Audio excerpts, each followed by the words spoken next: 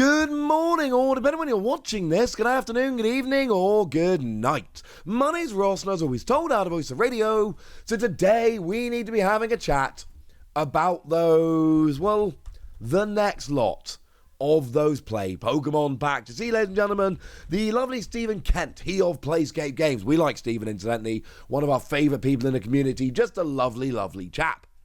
Well, they've been telling us that the Series 2 Play Pokemon prize packs have started to appear, and they are bringing with them some of the most exciting cards we've seen. Now, let's be clear, I am not in this video intending to give you a huge, exhaustive list of every single card that is available, because we don't have it yet. There is no list available online. The lovely Stephen Kent is basically having a look and being awesome and digging around and trying to find the list, because there is no published list.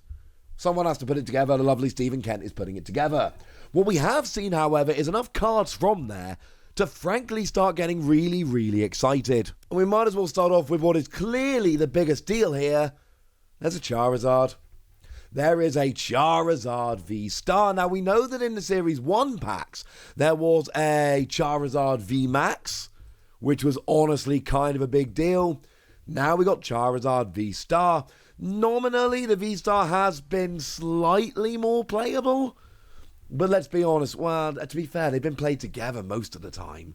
But the point is, it's still a cool card. And I do think that's very, very important. And I just think they're cool, honestly. And the fact of the matter is, it's Charizard. Now, I don't like that these are being resold, I'll be honest with you, and I think I've been pretty clear about that.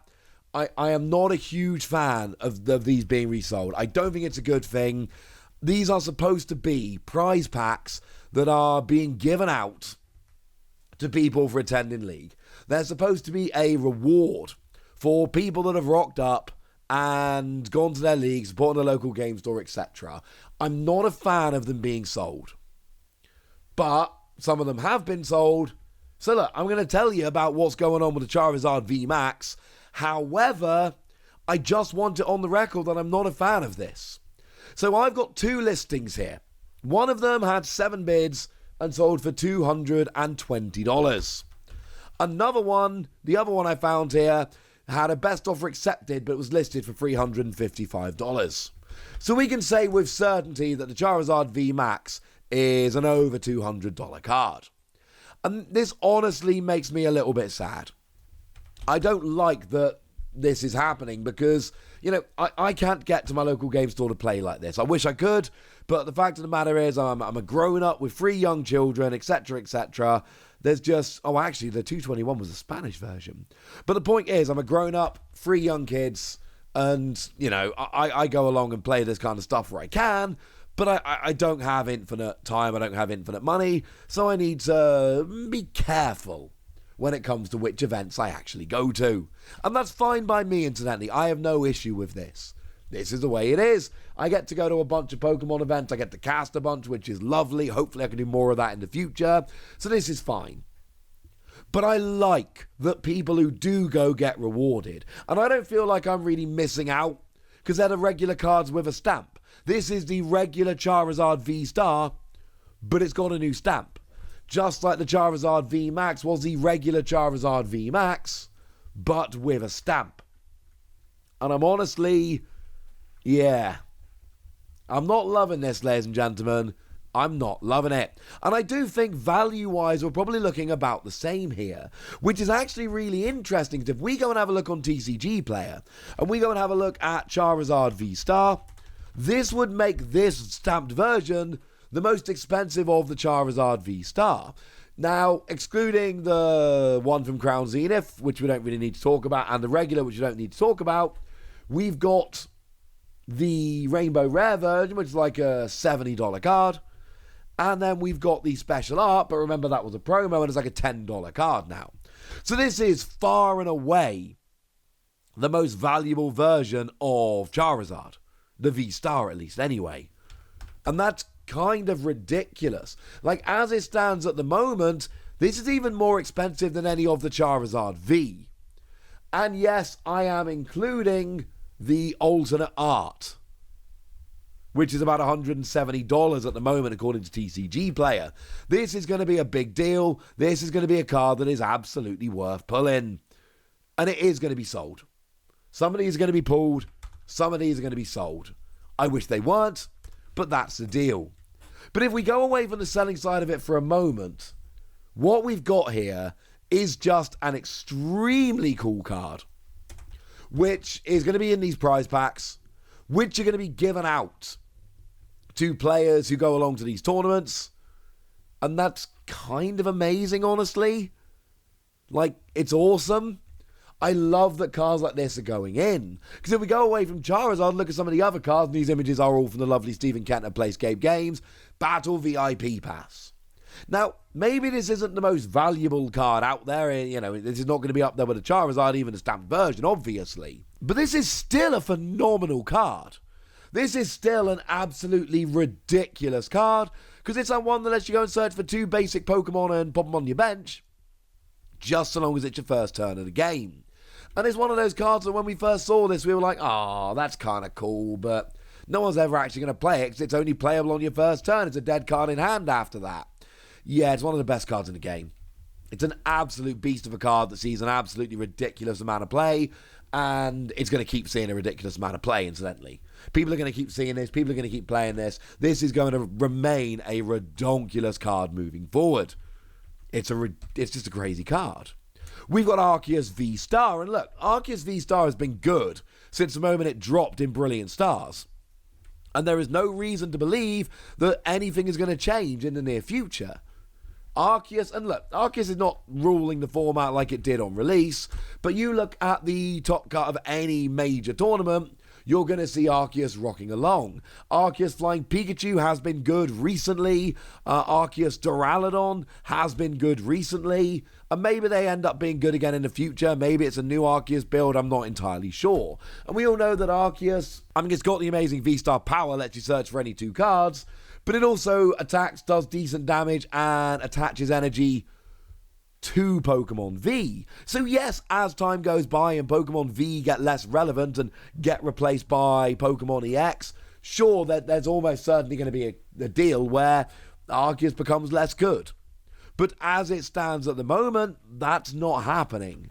Arceus is a ridiculous card, and it's one we should all kind of, get used to, because I don't think it's going anywhere anytime soon. And then we've got things like, Shaman Vstar. And again, Shaman Vstar is not a great card. And I don't think anyone's arguing Shaman Vstar is a great card. It's got a bit of potential for Revenge Blast. 120 plus 40 more for each prize card your opponent has taken. But the reality is, we've had it for a while, and we know it's not that good. Potential, not that good. But it's still Shaman, and everybody loves Shaman. And, we've got stuff like Mew V. Well, that's a ridiculous card. Mew VMAX is one of the best decks in the game. We all kind of expect Mew VMAX to stop being good sometime. But the fact of the matter is, it's not stopping being good anytime soon. And this is a good Fusion Strike Mew V, but now it's got this lovely stat which makes it cooler and more exclusive. We've got Espeon V, and bearing in mind that Espeon VMAX is another card which still sees a whole bunch of play. It protects you from, damage counters and effects of attacks and things of that nature. It's incredibly cool. It's a very, very good card. And here we've just got the basic version, but with that lovely new stamp.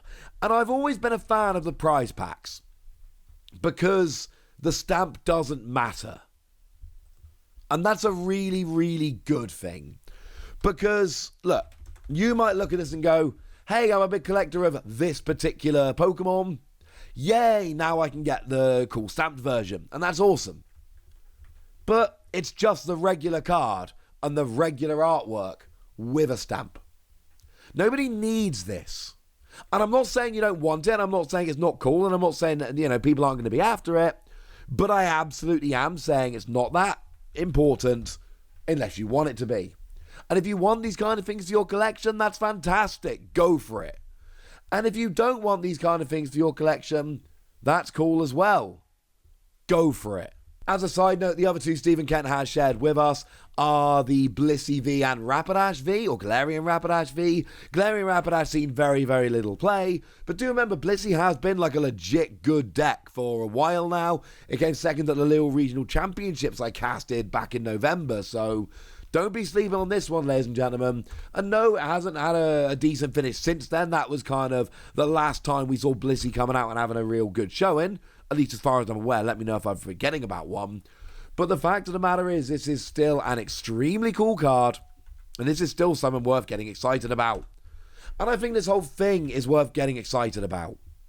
And I really wish these weren't being sold online, and I really wish these were just kind of being cherished by people that were able to get hold of them. But the fact of the matter is, this is still an extremely cool thing.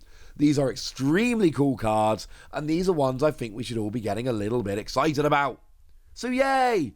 And obviously, right, if you're after these kind of cards, your best bet has always been head on down to your local game store, because it's gonna be fun.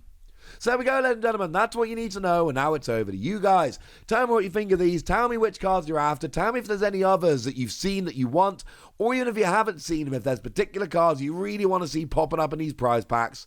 Let me know in the comment section, would you? Go nuts! Be nice. And then make sure you like this video, subscribe to this channel, follow me on Twitter at the Wasi. That's where we talk about Pokemon and card games and Pokemon card games, all kinds of fun things. And please do consider checking out patreon.com/PTCG Radio, where you can support the channel, get some bonus podcasts, join a Discord, and just generally have an awful lot of fun. But by far the most important thing, as always, look after yourselves till next time, would ya? Thank you very much for watching. My name's Ross, and you've been watching PTCG Radio.